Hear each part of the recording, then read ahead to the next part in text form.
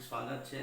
ધોરણ 11 માં રસાયણ વિજ્ઞાનની પાયાની સંકલ્પનાઓ છે એનામાં જે અસૂચક સંખ્યા જે છે એ નક્કી કરવાના નિયમો શીખી ગયા। કેટલાક ઉદાહરણ દ્વારા પણ આપણે અસૂચક સંખ્યાઓ કેવી રીતે નક્કી થાય એ શીખી ગયા। એ સિવાય આપણે હવે જે શીખવાનું છે એ ખૂબ જ અગત્યનું છે અને એ ટોપિક જે છે એ રાસાયણિક સંયોગીકરણના નિયમોનો।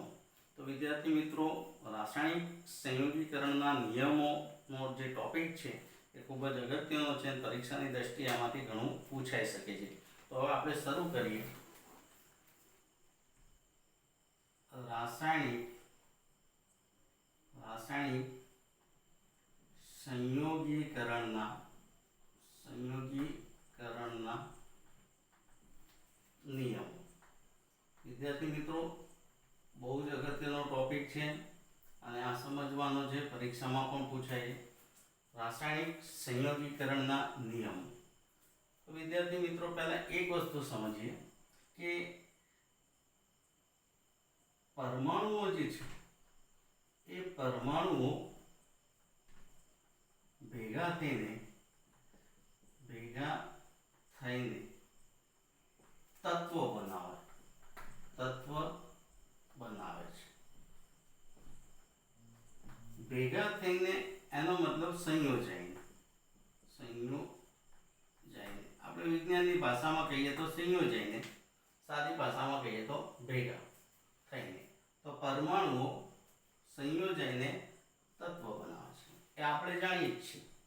અને તત્વો સંયોજાઈને સંયોજન બનાવે છે।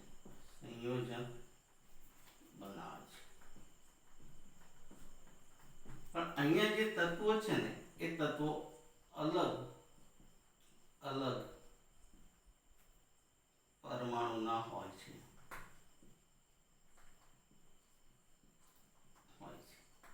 તો તત્વો સંયોજાય અને સંયોજન બનાવે છે અને આ જે સંયોજન બને છે ત્યારે રાસાયણિક સંયોગીકરણના નિયમો અગત્યના બને છે। તો રાસાયણિક સંયોગીકરણના નિયમો જે અગત્યના છે કારણ કે તત્વો સંયોજાઈને જ્યારે સંયોજન બનાવતા હોય ત્યારે રાસાયણિક સંયોગીકરણના નિયમોનું પાલન થતો હોય છે।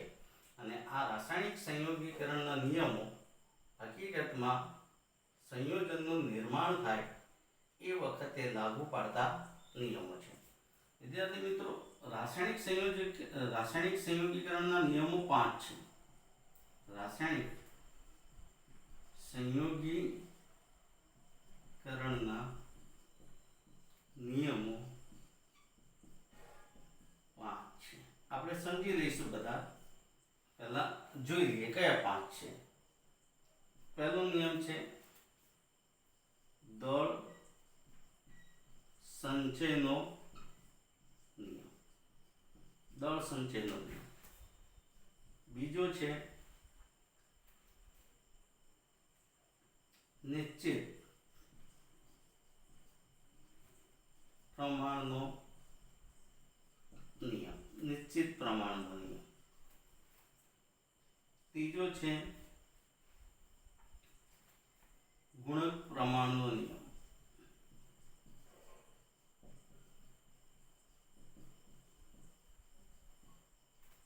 ચોથો છે ગેલ્યુશેપનો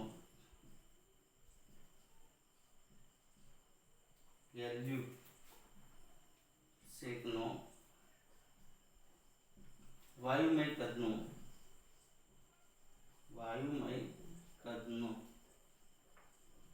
ગુણોત્તરનો નિયમ, સાદા ગુણોત્તરનો નિયમ।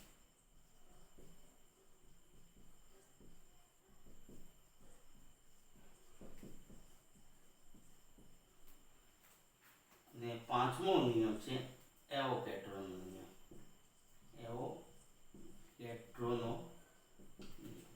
તો વિદ્યાર્થી મિત્રો, પહેલા આટલું સમજી લઈએ। રાસાયણિક સંયોગીકરણના નિયમો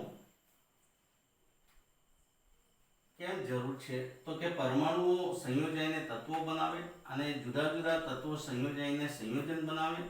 તો સંયોજનનું નિર્માણ થતું હોય ત્યારે રાસાયણિક સંયોગીકરણના નિયમોનું પાલન થતું હોય છે. આવા રાસાયણિક સંયોગીકરણના નિયમો 5 છે. દળ સંચયનો નિયમ, નિશ્ચિત પ્રમાણનો નિયમ, ગુણક પ્રમાણનો નિયમ, ગેલ્યુસેકનો વાયુમય કદનો સાદા ગુણોત્તરનો નિયમ, એવોગેડ્રોનો નિયમ. વિદ્યાર્થી મિત્રો, આ 5 નિયમો આપણે સમજવાના છે. અને 5 નિયમમાંથી ગમે તે નિયમ પરીક્ષામાં પૂછી શકે. તો હવે આપણે રાસાયણિક સંયોગીકરણના નિયમોમાં પહેલો નિયમ જે છે એ દળ સંચયનો નિયમ. તો એ દળ સંચયનો નિયમ છે એ આપણે સમજી લઈએ. તો વિદ્યાર્થી મિત્રો, હવે રાસાયણિક સંયોગીકરણના નિયમોમાં પહેલો નિયમ છે દળ સંચયનો નિયમ. તો દળ સંચયનો નિયમ આપણે કમ્પ્લીટ ઉદાહરણ સાથે સમજી લઈએ. પરીક્ષામાં પૂછી પણ શકે છે. દળ સંચયનો નિયમ ઉદાહરણ આપી સમજાવો. ઓકે, તો વિદ્યાર્થી મિત્રો, હવે આપણે શરૂ કરીએ છીએ. રાસાયણિક સંયોગીકરણના નિયમોમાં પહેલો નિયમ છે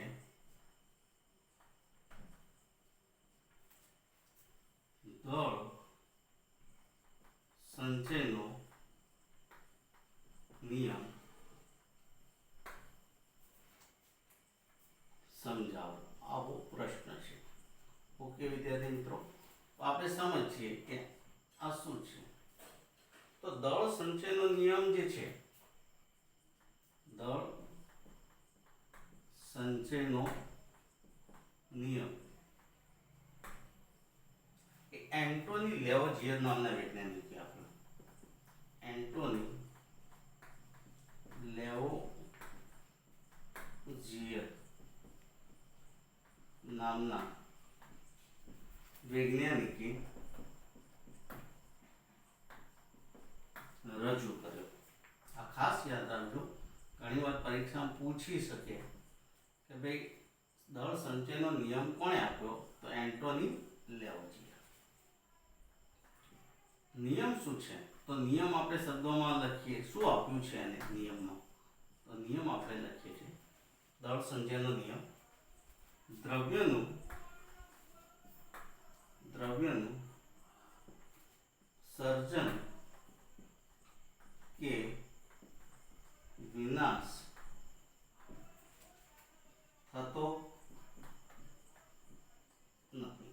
તો વિદ્યાર્થી મિત્રો, અહીંયા દ્રવ્યનું સર્જન કે વિનાશ થતો નથી, આ જે સ્ટેટમેન્ટ છે એ સ્ટેટમેન્ટ એન્ટોની લેવોઝિયરે આપી છે.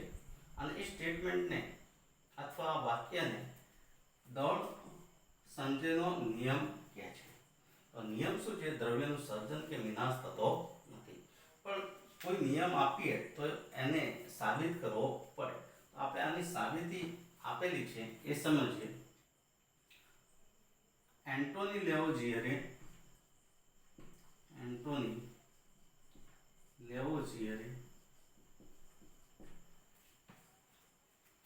દહન પ્રક્રિયાનો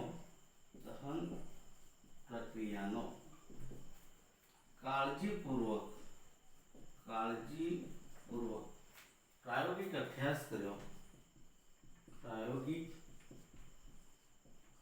અભ્યાસ કર્યો. અને જણાવ્યું કે રાસાયણિક પ્રક્રિયા દરમિયાન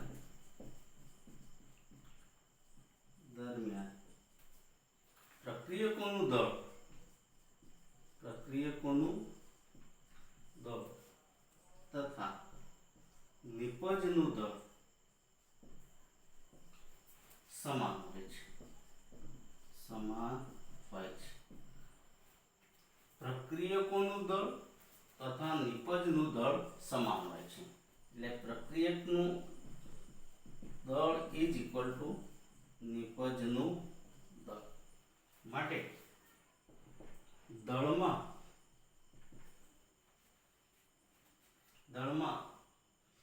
સર્જન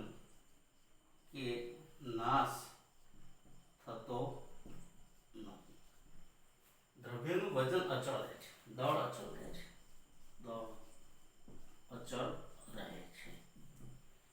હવે વિદ્યાર્થી મિત્રો આ વસ્તુ આપણે સમજીએ કે કાર્બન ડાયોક્સાઇડ કાર્બનને હવામાં સળગાવતા કાર્બન ડાયોક્સાઇડ વાયુ ઉત્પન્ન થાય, કાર્બન ડાયોક્સાઇડ વાયુ મળે છે. તો અહીંયા સમજીએ આપણે આ શબ્દોમાં લખ્યું છે અને આપણે સમીકરણ સ્વરૂપે લખીએ તો કાર્બન એટલે C, હવા એટલે O2, કાર્બન ડાયોક્સાઇડ એટલે CO2. તો અહીંયા C પ્લસ O2 એમાંથી બની ગયો CO2. આ દહન કર્યું, દહન.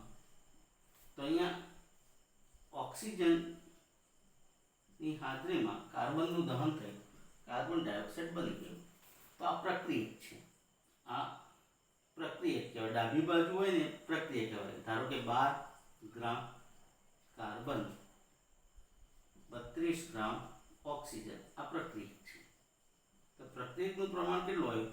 તો 12 + 32 44 ગ્રામ. અહીંયા આ નિપજ છે તો 16 × 32 = 44 ગ્રામ, 44 ગ્રામ આ નિપજ છે. તો વિદ્યાર્થી મિત્રો આ પ્રક્રિયક જે છે એ પ્રક્રિયકનું દળ 44 ગ્રામ અને આ નિપજ છે, નિપજનું દળ પણ 44 ગ્રામ. એનો મતલબ કે પ્રક્રિયક અને નિપજનું દળ કેવું છે? અચળ. પ્રક્રિયક તથા નિપજનું દળ કેવું છે? અચળ છે. આમ દ્રવ્યનું સર્જન કે વિનાશ થતો નથી. તો વિદ્યાર્થી મિત્રો આપણે ઝડપથી સમજી લઈએ. રાસાયણિક સંયોગીકરણના નિયમોમાં પહેલો નિયમ છે દળ સંચયનો નિયમ. દળ સંચયનો નિયમ એન્ટોની લેવોઝિયર નામના વૈજ્ઞાનિકે રજૂ કર્યો. નિયમ શું છે? તો દ્રવ્યનું સર્જન કે વિનાશ થતો નથી. એન્ટોની લેવોઝિયરે દહન પ્રક્રિયાનો કાળજીપૂર્વક પ્રાયોગિક અભ્યાસ કર્યો અને જણાવ્યું કે રાસાયણિક પ્રક્રિયા દરમિયાન પ્રક્રિયકોનું દળ તથા નિપજનું દળ સમાન હોય છે. દળમાં સર્જન કે નાશ થતો નથી. હવે પ્રક્રિયકનું દળ નિપજનું દળ રહે છે. દળ કેવું રહે છે? અચળ રહે છે. દાખલા તરીકે કાર્બનને હવામાં સળગાવતા કાર્બન ડાયોક્સાઇડ વાયુ મળે છે. તો એને સમીકરણ સ્વરૂપે લખીએ તો C + O2 CO2. ને કાર્બન 12 ગ્રામ છે, ઓક્સિજન 32 ગ્રામ છે. 32 ને 12 44 ગ્રામ પ્રક્રિયકોનું કુલ દળ થયું. નિપજનું કુલ દળ 44 ગ્રામ. દળમાં કોઈ ફેરફાર થયો નથી. દળમાં વધારો પણ નથી થયો, ઘટાડો પણ નથી થયો. એનો મતલબ દ્રવ્યનું સર્જન કે વિનાશ થતો નથી. ઓકે વિદ્યાર્થી મિત્રો, તો આ રીતે આપણે પહેલો નિયમ જે છે એ પહેલો નિયમ આપણે સરળતાથી સમજી ગયા છીએ, જે એન્ટોની લેવોઝિયરે આપેલો છે, દળ સંચયનો નિયમ. હવે બીજો નિયમ પણ છે. આવા તો 5 નિયમ છે. હવે આપણે બીજો નિયમ સમજીએ. રાસાયણિક સંયોગીકરણના નિયમો છે એમાં બીજો નિયમ છે એ આપણે હમણાં ટાઇટલ આપ્યું હતું. આપણે જાણીએ છીએ કે નિશ્ચિત પ્રમાણનો નિયમ. તો સમજી લઈએ નિશ્ચિત પ્રમાણનો નિયમ.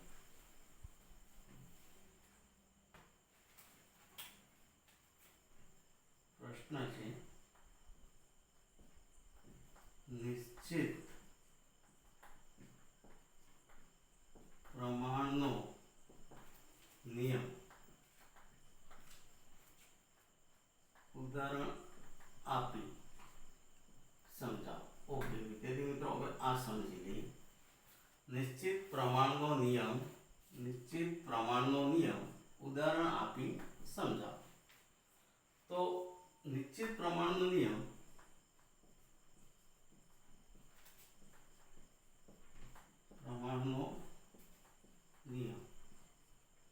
જોસેફ પ્રાઉસ્ટ નામના વૈજ્ઞાનિકે આપ્યો. જોસેફ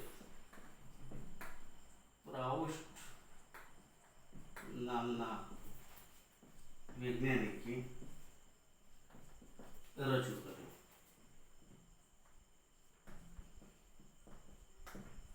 આ નિયમ એ રાસાયણિક સંયોગીકરણનો જ નિયમ છે. હવે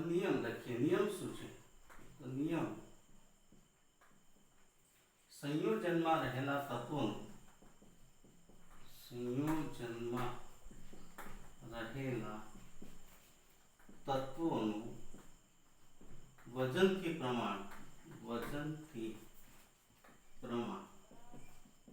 નિશ્ચિત જ હોય છે.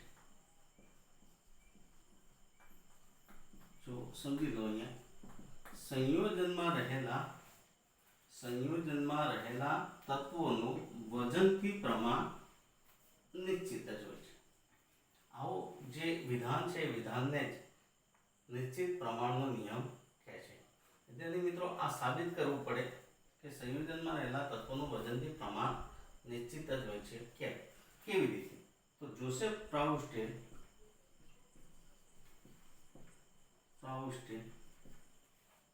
પ્રાયોગિક માહિતી આપી.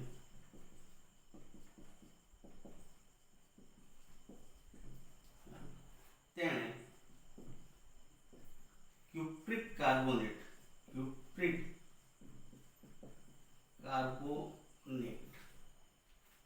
નો નમૂનો બે રીતે લીધો.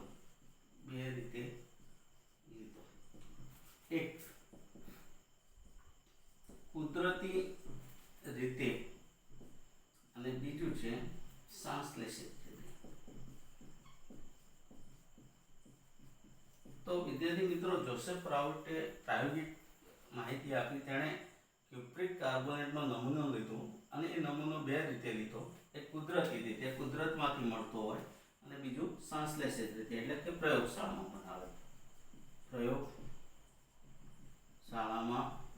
બનાવે.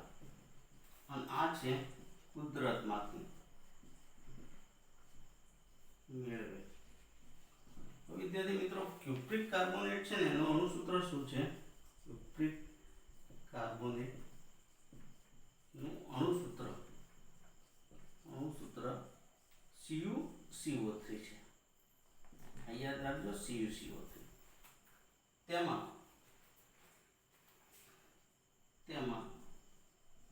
કોપર,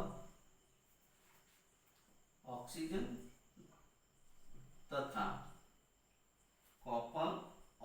તથા કાર્બન આવેલા છે. ત્રણ તત્વો છે. ક્યુપ્રિક કાર્બોનેટમાં ત્રણ તત્વો છે. એક કોપર તત્વ છે, ઓક્સિજન તત્વ છે અને કાર્બન તત્વ. હવે આપણે એમાં બે નમૂના લીધા છે. કુદરતી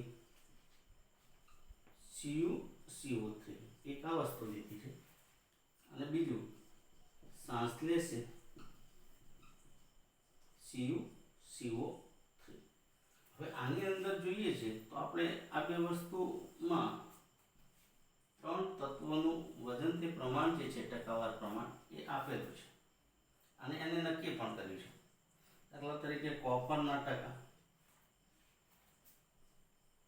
ઓક્સિજનના ટકા અને કાર્બનના ટકા.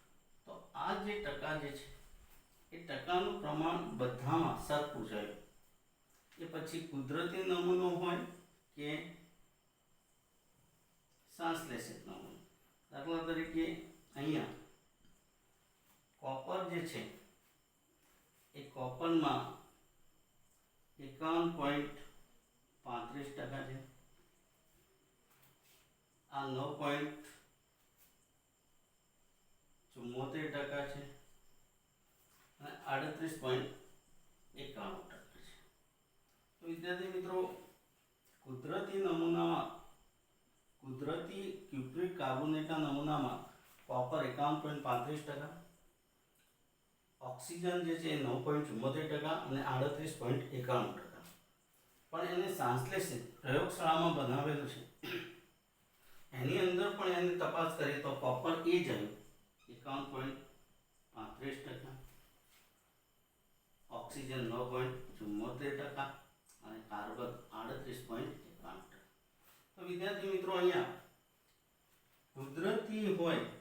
કુદરતી CuCO3 હોય કે સંશ્લેષિત CuCO3, બંનેમાં કોપર, ઓક્સિજન અને કાર્બનના ટકાવાર પ્રમાણ સમાન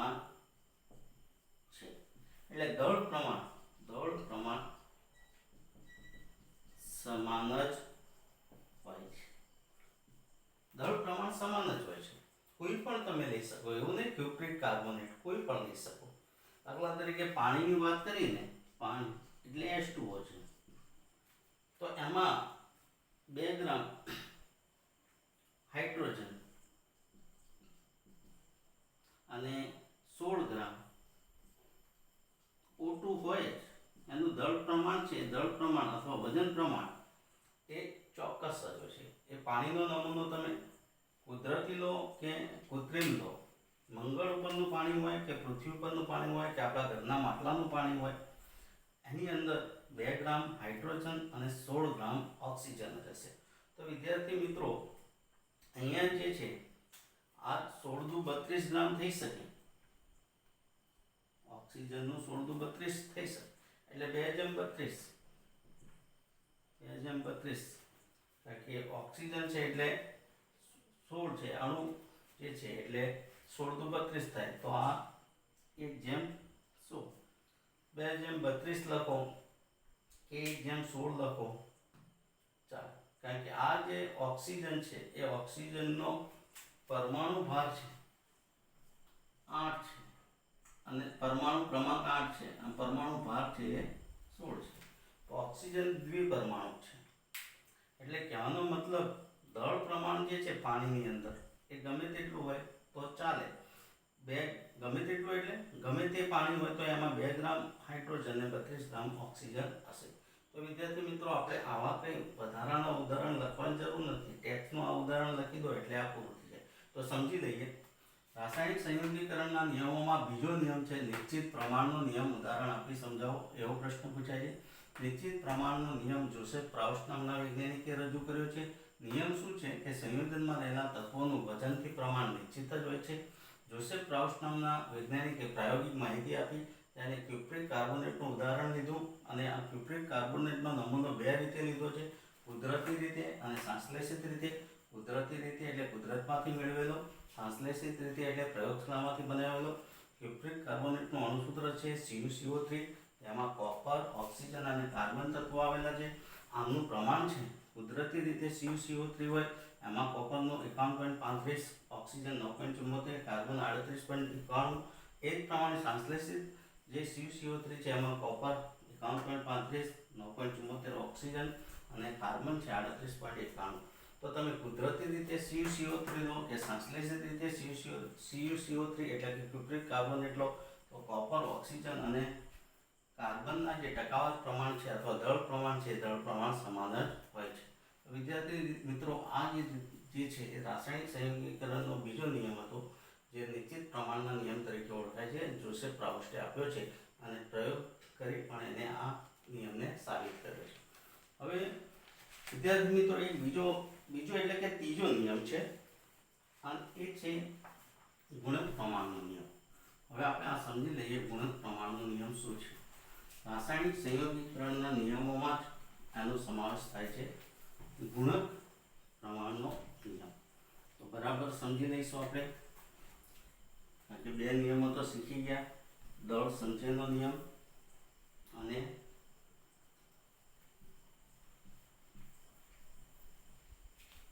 દળ સંચયનો નિયમ શીખી ગયા છીએ અને હમણાં જ આપણે નિશ્ચિત પ્રમાણનો નિયમ પણ શીખી ગયા. તો નિયમો જે છે એ સતત વાંચતા રહેશો તો તૈયાર થઈ જશે. હવે આપણે એક નવો નિયમ શીખી છે. પ્રશ્ન છે,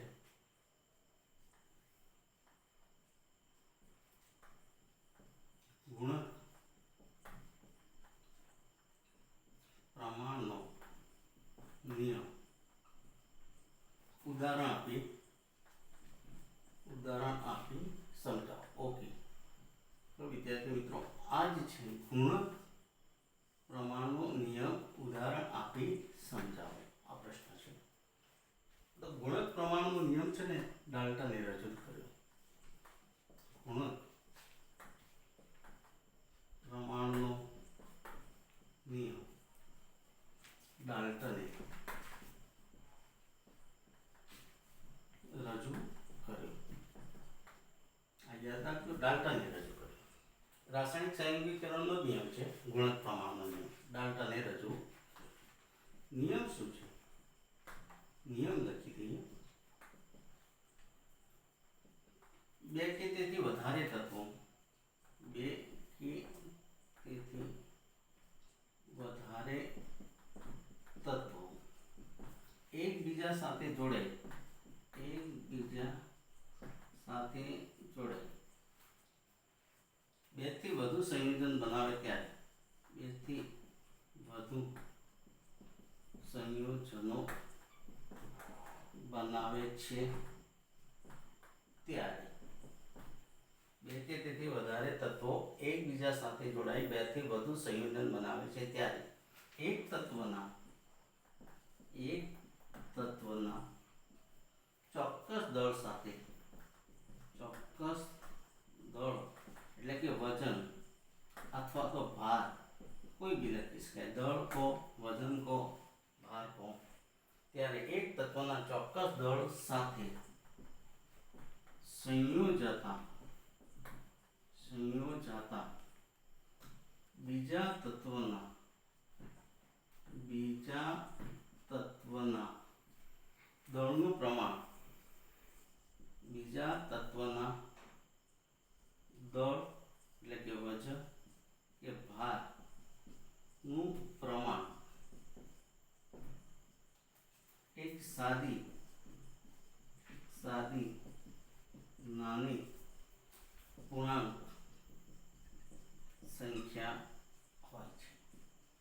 ઓકે, જો વિદ્યાર્થી મિત્રો નિયમ છે એ નિયમને આપણે સમજી લઈએ. બે કે તેથી વધારે તત્વો એકબીજા સાથે જોડાઈ બે થી વધુ સંયોજન બનાવે છે ત્યારે એક તત્વના ચોક્કસ દળ સાથે, ચોક્કસ વજન સાથે કે ચોક્કસ ભાર સાથે સંયોજાતા બીજા તત્વના દળ કે વજન કે ભારનું પ્રમાણ એક સાદી નાની પૂર્ણાંક સંખ્યા હોય છે. આ નિયમ છે એને જ ગુણક પ્રમાણનો નિયમ કહે છે. હવે આને આપણે સાબિત કરીએ. દાખલા તરીકે બે તત્વો તરીકે હાઇડ્રોજન અને ઓક્સિજન છે. બે તત્વો તરીકે આપણે લીધા છે હાઇડ્રોજન, ઓક્સિજન. હવે H2 અને O2 ભેગા થઈને અથવા સંયોજાઈને બે સંયોજન બનાવે છે, એક પાણી અને બીજું છે હાઇડ્રોજન પેરોક્સાઇડ,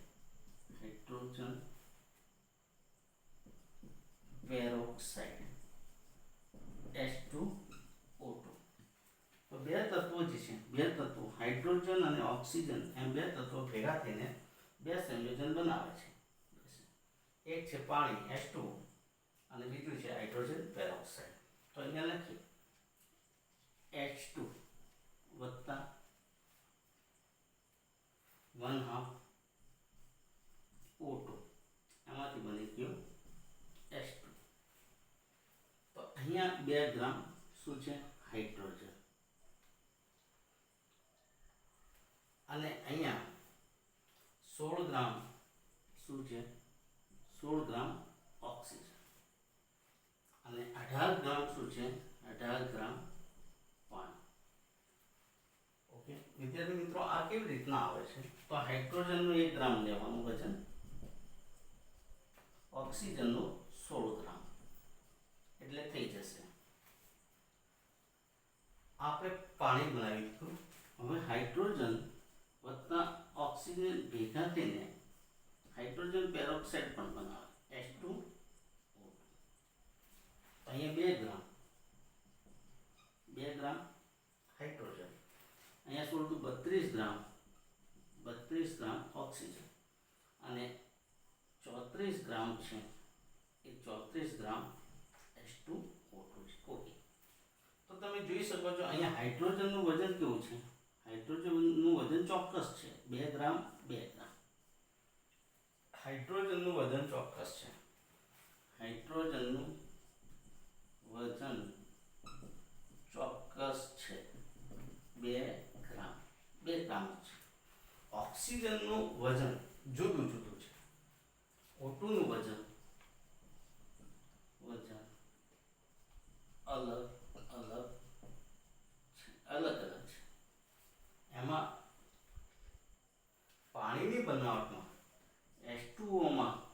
ઓક્સિજનનું વજન કેટલું છે 16 ગ્રામ અને H2O2 માં વજન કેટલું છે 32 ગ્રામ.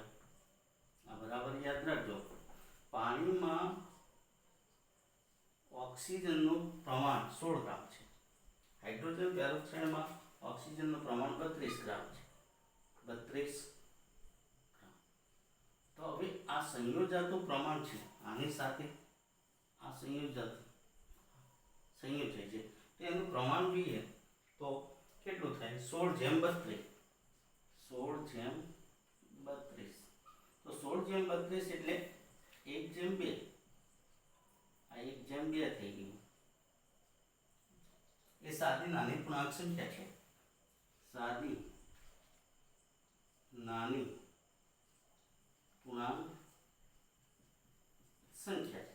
તો વિદ્યાર્થી મિત્રો આ રીતના આપણે સાબિત કરી દઈએ કે બે તત્વો એકબીજા સાથે જોડાય એથી વધુ સંયોજન બનાવે ત્યારે એક તત્વના ચોક્કસ વજન સાથે સંયોજતા બીજા તત્વનું વજનનું પ્રમાણ અથવા દળનું પ્રમાણ એ સાદી નાની પૂર્ણાંક સંખ્યા હોય છે. ઓકે વિદ્યાર્થી મિત્રો, હવે આપણે સમજી લઈએ રાસાયણિક સંયોગીકરણના નિયમોમાં ગુણક પ્રમાણનો નિયમનો સમાવેશ થાય છે. ગુણક પ્રમાણનો નિયમ એ ડાલ્ટને રજૂ કર્યો. નિયમ શું છે કે બે કે તેથી વધારે તત્વો એકબીજા સાથે જોડાય છે ત્યારે બેથી વધુ સંયોજનો બનાવે છે ત્યારે એક તત્વના ચોક્કસ દળ સાથે સંયોજાતા બીજા તત્વના દળનું પ્રમાણ એક સાદી નાની પૂર્ણાંક સંખ્યા હોય છે. દાખલા તરીકે બે તત્વો તરીકે હાઇડ્રોજન અને ઓક્સિજન લીધા છે. હાઇડ્રોજન અને ઓક્સિજન બે તત્વો ભેગા થઈ બે સંયોજન બનાવે છે, એક પાણી અને એક હાઇડ્રોજન પેરોક્સાઇડ. પાણીની અંદર 2 ગ્રામ હાઇડ્રોજન 16 ગ્રામ ઓક્સિજન સાથે પ્રક્રિયા કરી 18 ગ્રામ પાણી બનાવે છે. હાઇડ્રોજન પેરોક્સાઇડમાં 2 ગ્રામ હાઇડ્રોજન 32 ગ્રામ ઓક્સિજન સાથે પ્રક્રિયા કરીને 34 ગ્રામ હાઇડ્રોજન પેરોક્સાઇડ બનાવે છે. અહીંયા હાઇડ્રોજનનું પ્રમાણ ચોક્કસ જ છે 2 ગ્રામ 2 ગ્રામ, પણ એની સાથે સંયોજતા ઓક્સિજનનું પ્રમાણ જુદું જુદું છે. પાણીમાં 16 ગ્રામ છે અને હાઇડ્રોજન પેરોક્સાઇડમાં 32 ગ્રામ છે, એટલે 16:32 ગ્રામ થશે ઓક્સિજનનું પ્રમાણ, એટલે કે 1:2 ઓક્સિજનનું પ્રમાણ થશે. એ એક સાદી અને પૂર્ણાંક સંખ્યા છે. તો વિદ્યાર્થી મિત્રો, આપણે રાસાયણિક સંયોગીકરણના નિયમોમાં સરળ ગુણક પ્રમાણનો નિયમ પણ આપણે ઉદાહરણ આપી શીખીએ. હવે વિદ્યાર્થી મિત્રો, આપણે બીજા બે નિયમો બાકી છે એ સમજી લઈએ. રાસાયણિક સંયોગીકરણના ટોટલ નિયમો 5 હતા, એમાં આપણે 3 નિયમ શીખી ગયા. ચોથો નિયમ છે ગેલ્યુસેકનો વાયુમય કદનો ગુણોત્તરનો નિયમ. એ સમજી લઈએ શું કહેવા માંગે છે. તો વિદ્યાર્થી મિત્રો, આ 5 નિયમો જે છે એ ખૂબ જ ઇમ્પોર્ટન્ટ છે અને એમાંથી ગમે તે પૂછી શકે છે, તો આપણે 5 નિયમો તૈયાર કરવા જરૂરી. હવે એક નિયમ સમજીએ છીએ. ઓકે, જો પ્રશ્ન સમજી લઈએ શું છે.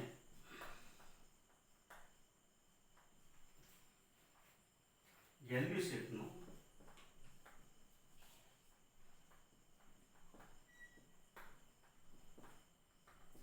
વાયુમય કદનો કદના ગુણોત્તરનો નિયમ. કદના ગુણોત્તરનો નિયમ સમજાવો. ઓકે, જો હવે આના નામો પરથી જ ખબર પડે કે આ કોણે આપ્યું છે. ગેલ્યુસેકે આ નિયમ રજૂ કર્યો. ગેલ્યુસેકે આ નિયમ રજૂ કર્યો છે. ગેલ્યુસેકે જણાવ્યું, નિયમ લખીએ છીએ. નિયમ શું કહે છે? ગેલ્યુસેકે જણાવ્યું કે કોઈ પણ વાયુ રાસાયણિક પ્રક્રિયા દરમિયાન વાયુઓ ઉત્પન્ન થતા હોય કે રાસાયણિક પ્રક્રિયામાં વપરાતા હોય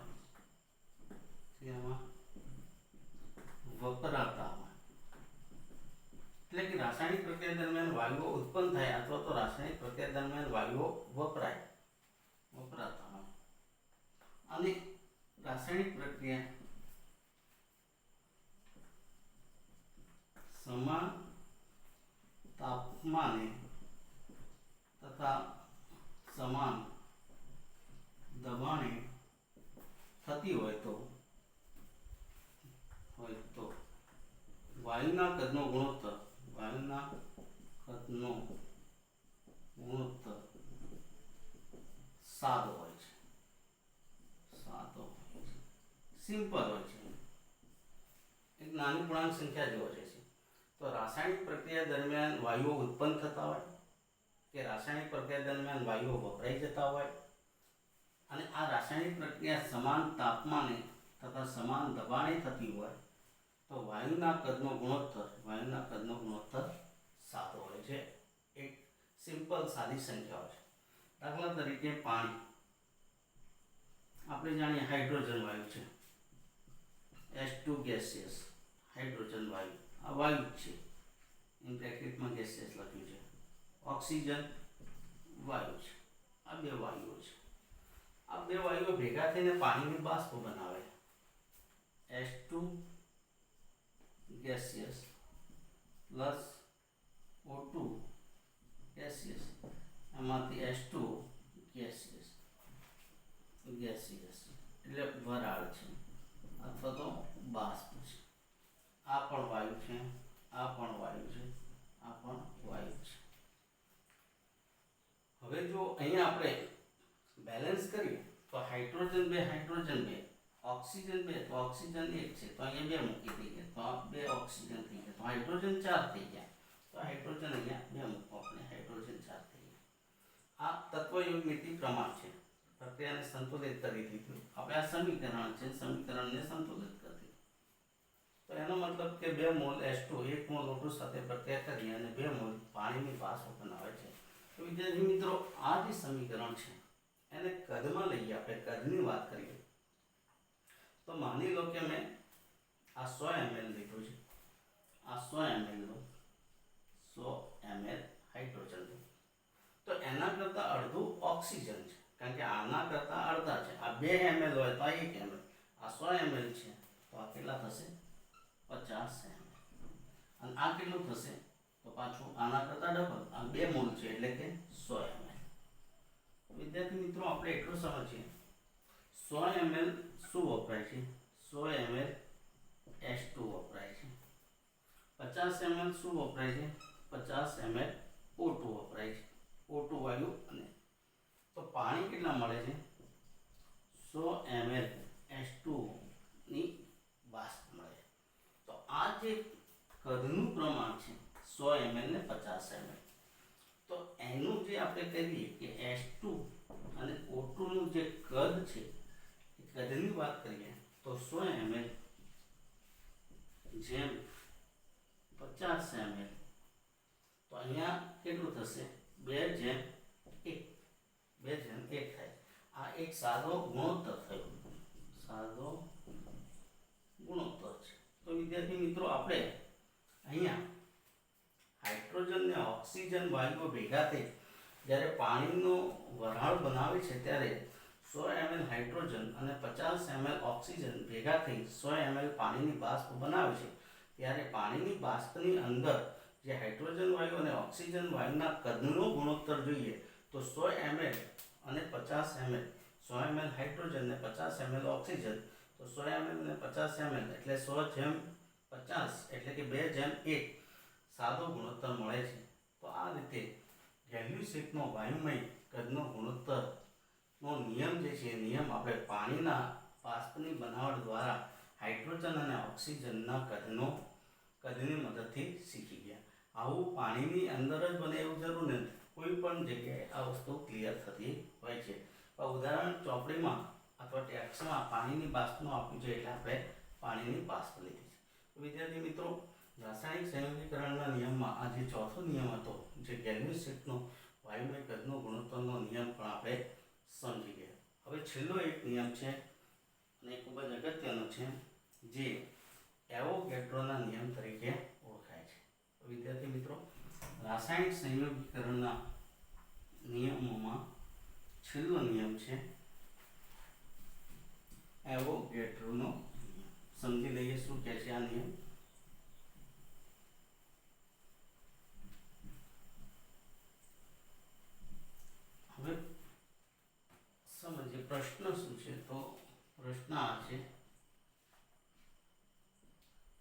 એવોગેડ્રોનો નિયમ, એવોગેડ્રોનો નિયમ સમજાવો. એવોગેડ્રોનો નિયમ સમજાવો. તો એવોગેડ્રોનો નિયમ છે ને રાસાયણિક સંયોગીકરણનો નિયમ છે. એવોગેડ્રોનો નિયમ રાસાયણિક સંયોગીકરણનો નિયમ છે.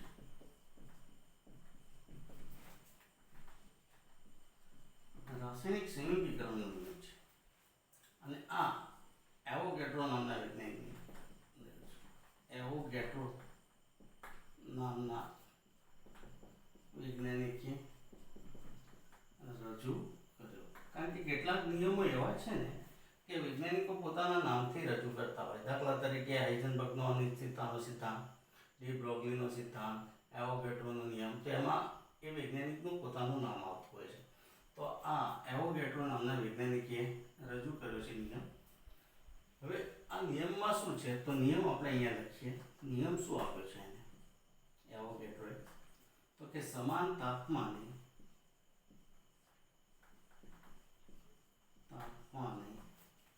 તથા સમાન દબાણે, સમાન તાપમાને સમાન દબાણે સમાન કદમાં રહેલા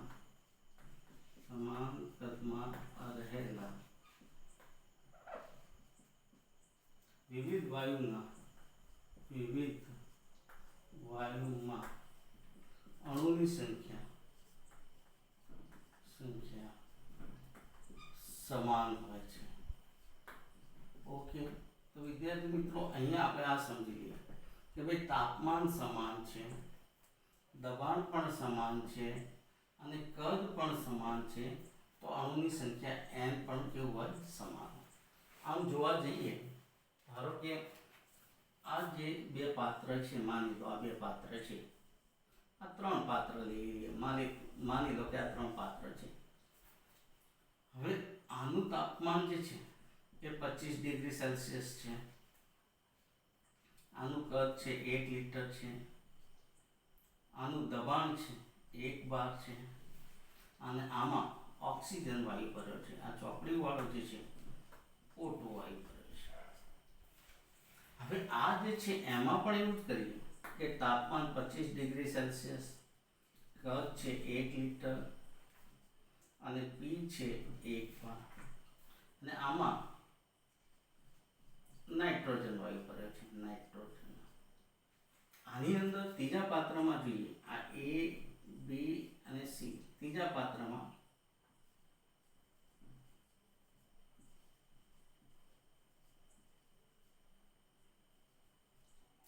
ધારો કે CO2 વાયુ છે, અને આમાં T છે 25 ડિગ્રી સેલ્સિયસ, V છે 1 લિટર અને P છે 1. તો વિદ્યાર્થી મિત્રો આ ત્રણેય પાત્રમાં જુદા જુદા વાયુઓ ભર્યા છે. A, B, C. A પાત્રમાં O2 વાયુ, B પાત્રમાં N2 વાયુ, C પાત્રમાં CO2 વાયુ. પણ ત્રણેય પાત્રનું કદ છે 1 લિટર છે, કદ સમાન છે, 1 લિટર. ત્રણેય પાત્રમાં તાપમાન પણ સમાન છે 25 ડિગ્રી સેલ્સિયસ અથવા 298 કેલ્વિન, દબાણ પણ સમાન છે 1 બાર. તો આમાં અણુની સંખ્યા છે n, એ અણુની સંખ્યા પણ કેટલી હશે, સરખી જ હશે. આ જે અણુ સંખ્યા છે, અણુની સંખ્યા કેવી હોય, સમાન છે, જેને આપણે શું કહીશું, એવોગેડ્રોનો નિયમ. તો એવોગેડ્રોનો નિયમ શું કહે છે, સમાન તાપમાને સમાન દબાણે સમાન કદમાં રહેલા વિવિધ વાયુમાં અણુની સંખ્યા કેવી હોય છે, સમાન હોય છે. તો વિદ્યાર્થી મિત્રો આ વસ્તુ આપણે સમજવી છે. તો ચોપડીની અંદર એક ઉદાહરણ આપેલું છે કે પાણીની બનાવટ. તો પાણીની બનાવટ જે આપેલી છે એ પાણીની બનાવટની સમજૂતી દ્વારા પણ આપણે સમજાવી શકીએ. આ રીતના પણ સમજાવી શકાય અને ચોપડીમાં જે આપ્યું છે એ પ્રમાણે પણ સમજાવી શકાય. દાખલા તરીકે હું અહીંયા સમજાવું ટેક્સ્ટના ઉદાહરણથી. તો પાણી જે છે, પાણીની અંદર શું થાય છે કે H2 પ્લસ O2 એમાંથી બને છે H2O. ઓકે, હવે આપણે બેલેન્સ કરવા માટે અહીંયા 2H2 મૂકી દીધા અને અહીંયા 2H2 બેલેન્સ થઈ. તો અહીંયા હાઇડ્રોજન હાઇડ્રોજનનો અણુ છે, અહીંયા ઓક્સિજનનો અણુ છે અને આ પાણીનો અણુ છે, પાણીનો.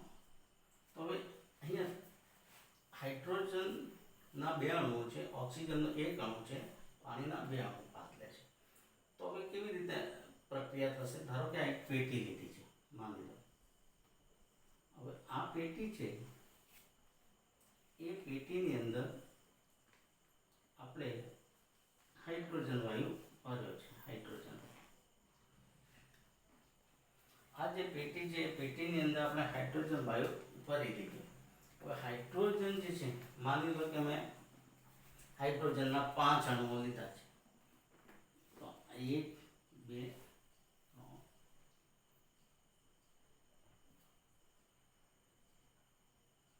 1 2 3 4 ને 5. આવો જે છે ને એ H2 કહેવાય કે આ HH પરમાણુ ભેગા થઈને H2 નો અણુ બને છે.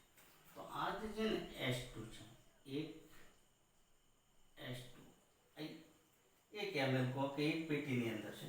હવે આવા તો કેટલા છે? 2 અણુ છે ને. તો આપણે બીજી પેટી લઈએ. આ બીજી પેટી, તો આ બીજી પેટી છે, એમાં H2 જ લઈએ આપણે, અને એની અંદર અણુની સંખ્યા 5 જ લેવાની.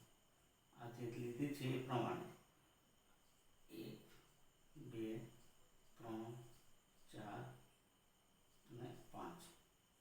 આ 5 છે H2. આ પણ કદ બધા સરખા જ છે, પેટીઓ નાના મોટી દોરાઈ છે પણ સમજવાનું સરખી જ છે. હવે O2, તો અહીંયા O2 છે. O2 પણ આપણે આ રીતના લઈએ. ધારો કે O2. તો વિદ્યાર્થી મિત્રો, આ પેટીની અંદર અહીંયા એક H2 છે, આ બીજો H2 છે, આ O2 છે.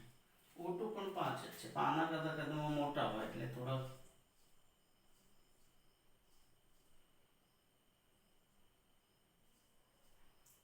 હવે આ બધા ભેગા થાય છે ને એટલે H2O બનાવે છે. તો અહીંયા H2O આવશે. H2, તો H2O જ્યારે આવે છે ને ત્યારે પણ 5 જ H2O બને. અણુની સંખ્યા તો એટલી ને એટલી જ રહેશે, અણુની સંખ્યામાં ફેરફાર નહીં થાય. જોજો તમે, અહીંયા અણુની સંખ્યા જે છે એટલી ને એટલી રહેશે. માની લો કે આ પેટી છે, તો આ ઓક્સિજન અને આ hydrogen, 1 oxygen hydrogen, 2 oxygen hydrogen, oxygen hydrogen, oxygen અને હાઇડ્રોજન, 1 2 3 4 અને 5. આ થઈ ગયું. તો આ O2 થઈ ગયું. તો તમે જોઈ શકો કે અણુની સંખ્યા બદલાતી નથી. આ H2 O2 અને H2. તો અહીંયા H2O જે છે એ H2O ની સંખ્યા બદલાતી નથી. અણુની સંખ્યા તો એટલી ને એટલી જ રહે છે. અહીંયા જે થાય છે એ આ H2 નો અણુ જે છે, આ H2 નો અણુ છે એ, અને આ O2 નો અણુ, આ બધા 5 5 5. તો H2 ના અણુની સંખ્યા પણ આ જે છે એ H2O ના અણુની સંખ્યા પણ કેટલી આવે છે? તો આ બધા અણુઓ કોના છે? તો આ બધા અણુઓ H2O ના છે. આ બધા અણુઓ કોના છે? ઓક્સિજન. આ બધા અણુઓ કોના છે? હાઇડ્રોજન. આ પણ કોના છે? હાઇડ્રોજન. તો આ રીતના પણ આપણે અણુઓની સંખ્યા જે સરખી. તો આ ટેક્સ્ટની અંદર ઉદાહરણ આપેલું છે, અને ટેક્સ્ટના ઉદાહરણમાં આ રીતે H2 ના 5 અણુ, H2 ના બીજી પેટીમાં 5 અણુ અને O2 ની 5 અણુ ભેગા થાય ત્યારે પાણીના અણુ પણ 5 બને છે. પરંતુ ભૂતકાળની અંદર કેટલીક વખતે આ વિજ્ઞાન એટલું બધું ડેવલપ નહોતું, ત્યારે ડાલ્ટન નામના વૈજ્ઞાનિક, આ ખાસ યાદ રાખજો, જે ડાલ્ટન છે ને એ ડાલ્ટન આકૃતિઓને આપણે હમણાં જરૂર નથી તો સાફ કરી દઈએ. ડાલ્ટન જે છે, ડાલ્ટન સમયે થોડીક માન્યતાઓ જુદી હતી. એમાં શું થયું હતું કે ડાલ્ટન પોતે અને બીજા વૈજ્ઞાનિકો, આ જે ડાલ્ટન છે, ડાલ્ટન તથા અન્ય વૈજ્ઞાનિકો એવું માનતા હતા કે સમાન પ્રકારના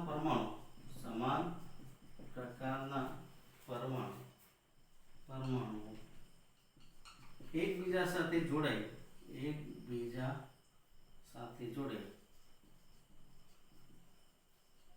જોડાઈને અણુ બનાવી શકે નહીં, અણુ બનાવી શકે નહીં, એટલે કે H2 અણુ ન બને, H2 અણુ ન બને, O2 અણુ ન બને, H2 અણુ અને O2 અણુ ન બને, કારણ કે આ H વત્તા H એટલે H2 ન બને, O વત્તા O એટલે O2 ન બને, કારણ કે સમાન પ્રકારના પરમાણુ જે છે એ સમાન પ્રકારના પરમાણુ એકબીજા સાથે જોડે અણુ બનાવી શકે નહીં, એવું માનતા હતા કોણ?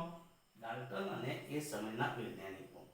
હવે આ વસ્તુ હતી એટલે આપણે આ કોન્સેપ્ટ ક્લિયર થતો નહોતો, એટલે વૈજ્ઞાનિકોએ આ જે એવોગેડ્રો જે છે એ એવોગેડ્રોના નિયમને બહુ એને મહત્વ આપ્યું નહીં. આ બધું કે થઈ શકે નહીં એમ કરીને આને થોડુંક હિડન રાખ્યું, અથવા તો એવોગેડ્રોના જે વિકાસ કાર્ય છે અથવા એવોગેડ્રોના નિયમને કોઈ ખાસ મહત્વ આપ્યું નહીં અને એના તરફ દુર્લક્ષ રાખ્યું અને વાતને થોડી સાઈડ ઉપર કરી દીધી. કારણ કે H2 પણ બની શકે નહીં, O2 પણ બની શકે નહીં, તો H2O બને જ નહીં. તો આવી જ્યારે વાત થઈ ત્યારે એવોગેડ્રો એ સાયલેન્ટ થઈ ગયો. પરંતુ સમય જતાં 50 વર્ષ પછી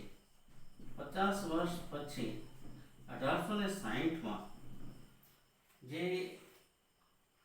કલસ્રુ જે છે જે ફ્રાન્સની અંદર આવેલી જે છે ફ્રાન્સ એ ફ્રેન્ચ અથવા ફ્રાન્સમાં કલુસ્ત્રે પ્રયોગશાળાની અંદર પ્રયત્નો થયા અને એ પ્રયત્નો થયા ત્યારે એક વૈજ્ઞાનિક છે જેને સ્ટેનલી સલાઓ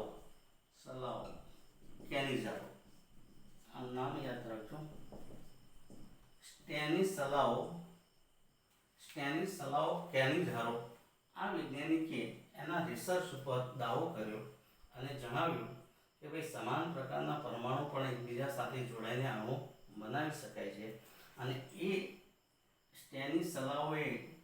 સ્ટેનિસલાઓ કેનિઝારોએ એ એવોગેડ્રોના નિયમને મહત્વ આપ્યું અને પછી સાબિત થઈ ગયું કે ભાઈ એવોગેડ્રોનો નિયમ જે છે એ સાચો છે અને આ રીતે સ્ટેનિસલાઓના યોગદાને જે રિસર્ચ કર્યું અને 50 વર્ષ પછી આ વસ્તુ ક્લિયર થઈ. તો વિદ્યાર્થી મિત્રો, આપણે જાણીએ છીએ કે કેટલીક વસ્તુઓ પહેલાંના સમયમાં માનવામાં નથી આવતી પરંતુ અત્યારના સમયમાં માનવામાં આવે છે. તો એવું જ વસ્તુ અહીંયા બની શકે છે. તો વિદ્યાર્થી મિત્રો, આપણે રાસાયણિક સંયોગીકરણના જે 5 નિયમો છે એ 5 નિયમોને બરાબર સમજી ગયા છીએ. આપણે રાસાયણિક સંયોગીકરણના નિયમો જે છે એમાંથી ગમે તે એક પૂછી શકાય છે, બરાબર. એ દળ સંચયનો નિયમ હોય કે નિશ્ચિત પ્રમાણનો નિયમ હોય કે પછી ગેલ્યુશેકનો વાયુમય કદનો ગુણોત્તરનો નિયમ હોય, એવોગેડ્રોનો નિયમ હોય કે ગુણક પ્રમાણનો નિયમ હોય, ગમે તે પૂછી શકે છે. ઓકે, તો વિદ્યાર્થી મિત્રો, આ 5 નિયમો બરાબર વિડીયોમાં જોશો. કોઈ તકલીફ હોય તો કોમેન્ટ બોક્સમાં કોમેન્ટ લખીને મોકલશો અને મારી ચેનલમાં જોનારા નવા વિદ્યાર્થીઓ હોય તો એમને રિક્વેસ્ટ છે કે તમને જો મારી ચેનલ અનુકૂળને પસંદ પડી હોય તો એને લાઇક, શેર અને સબસ્ક્રાઈબ કરવા માટે વિનંતી કરું છું. Thank you.